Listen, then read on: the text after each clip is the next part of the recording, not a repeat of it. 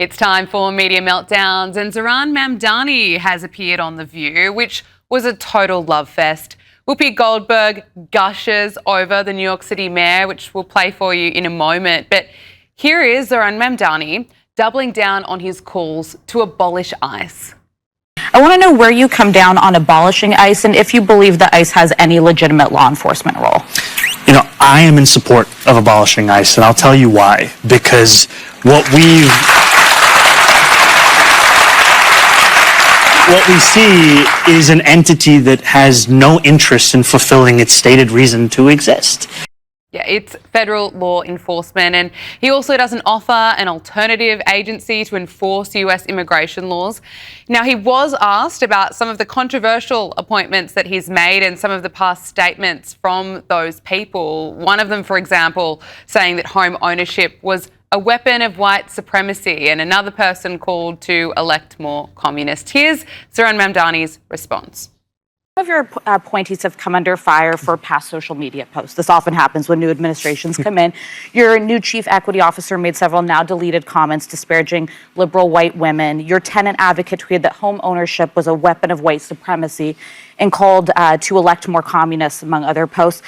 What message do you think this conveys to New Yorkers, and how would you push back on this? So what I would say is that if you want to know my views or my opinions, you'll find them in my words as the mayor of New York City. And I am someone who's looking to make this a city that every New Yorker can afford. He's so slippery. Didn't condemn those comments. He starts talking about his message, trying to make New York City more affordable. But we know his words. We know his past social media comments, and they're not great. And neither are his words right now, calling to abolish ICE. But Whoopi Goldberg, she cannot get enough of him. Just watch this as she claims that he's the person who will remake America. You know, it's really nice to have you here. You make sense. Thank you. Yeah. Well, because it's important, you know.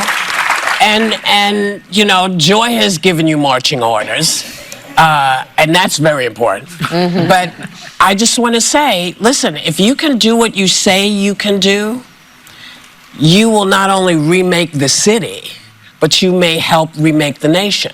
Yeah. So.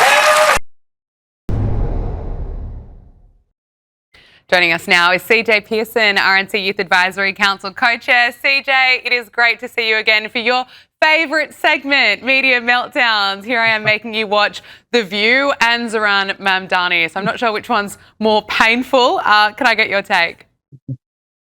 You know, absolutely insane. That love fest was incredibly hard to watch. But I think, you know, Whoopi Goldberg, everything she said, and let me just say, God forbid, you know, if he's able to remake this city, which I don't think he actually will be, because a lot of those policies and platform things that he ran on absolutely are impossible. She says that she hopes that he can remake this nation. I'm sorry, but every single thing that Zohran Mamdani ran on is the antithesis of what America ought to be and is supposed to be. We are a nation built upon the bedrock of hard work, rule of law. All of those things Zohran Mamdani detests. And that's not me speaking in conjecture. It's not me being opinionated. Those are the words that have come out of his mouth. And I think I've said this often on this program. When someone shows you who they are, believe them the first time. Well, the president has showed off his accomplishments today, marking the one-year point of his second term. And over the weekend, it was interesting to see a crowd of people just erupting, seeing Donald Trump during a game in Miami. Look at this. At the twilight's last gleam, whose brush eyes and bright stars. Yeah, they won't show you that on CNN or the mainstream media, but you can just see the crowd there just cheering, roaring in support of Donald Trump. CJ, can you talk to us about what you're seeing on the ground? Despite what we hear in the mainstream media, is there still a lot of support around for the president, or has it shifted?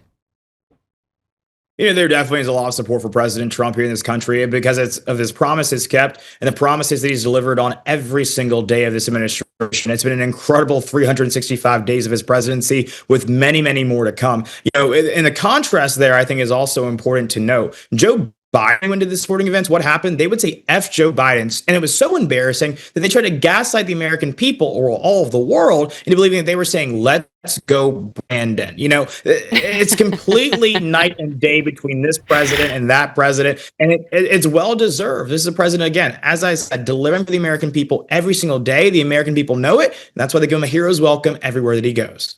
Let's go, Brandon. I haven't heard that in a while. Now, a new Wall Street Journal poll published this weekend shows that Americans believe that Republicans are best able to address most major issues. This is from immigration to the economy, rather than Democrats. The poll found that Americans believe the GOP is the better equipped party to handle border security by a 28-point margin, I should say, 48% to 20%. And Republicans had an 11-point advantage on immigration as well. What do you make of this poll? You know, I think the American people are absolutely spot on. You know, while the left, concerns themselves with figuring out how to create more transgender children in America, Republicans concern themselves with how to create more jobs here in America. And also, we've been working overtime to secure our border, to bring down crime, and to actually right the wrongs of the previous administration. And the American people have reacted very positively to that work. The Republicans are the adults in the room. The Democrats don't even show up in the room because they're too busy in the streets trying to threaten the lives of ICE agents and burn America's cities down. And so I'm not surprised by those polling results, and I think that will actually be the very thing that propels to a better than expected performance for Republicans in the upcoming midterm elections. It's interesting because while we have this poll, there's another one in CNN, and I'm keen to get your thoughts on the Democrat strategy for this year, because this new CNN poll suggests that the Democratic Party has a deeply motivated base, and it says an advantage on the ballot ahead of the midterms, despite, however, the dismal impressions of its current leaders in Congress. But the poll shows that Democratic voters are far more motivated than Republicans. Do you think that's true?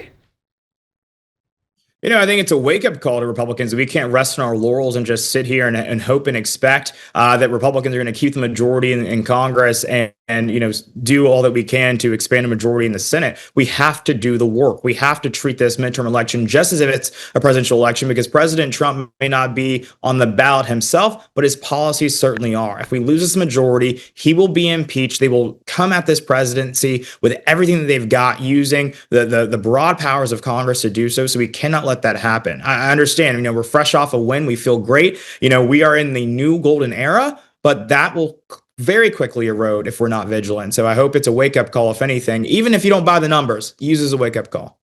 I want to get to some exciting JD Vance news in a moment, but quickly, I want to get your thoughts on Emmanuel Macron, the French president. He's appeared wearing sunglasses at the World Economic Forum in Switzerland, and his office says it's due to a burst blood vessel in his right eye. He's getting trolled so badly for this on the internet. I mean, people are spreading rumours again that it could be his wife Bridget attacking him as that was captured last year. Here he is. He's wearing sunglasses while he's calling for the president to abolish tariffs on European countries. We do believe that we need more growth, we need more stability in this world, but we do prefer respect to bullies, we do prefer science to plotism, and we do prefer rule of law to brutality. CJ, I want your thoughts, not just on his message, but his new look. This is a guy who can't even stand up to his wife, and now he's trying to talk tough on a stage in Davos to President Donald Trump. I don't think that's going to go over too well. But honestly, I feel a little bit bad for him. I think we should actually look into this and maybe get him, protective custody. I don't know really how that works. The Secret Service over there in France needs to do a little bit of a better job to protect him. But here's the deal. President Trump is not going to be bullied by anyone like Emmanuel Macron by any means. He's going to continue to do all that he can deliver for the American people. If that means, getting tough on some of our partners who need to pull their weight a little bit more, then he will do that. And no amount of bickering or temper tantrums on the international stage will dissuade him from doing that and delivering on the mandate that was given to him by the American people.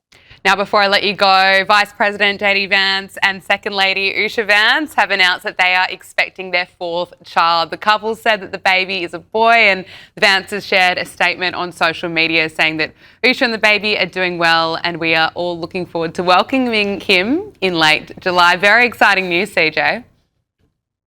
No, it's incredibly exciting news. This is actually the first vice president who will actually be welcoming a child, while they are currently serving in that office. And I think it speaks to the fact that there is a new generation of conservative leadership that is going to take the helm very, very soon in this nation. While, of course, you look over to the left, it's just a party of old white guys, which is ironic because they accuse us of being that. But I love this news from J.D. Vance. This is child number 4. And I've always said that if we're actually going to beat the left, we got to outpopulate them. And so while they're aborting all of their babies, we'll create more of our own.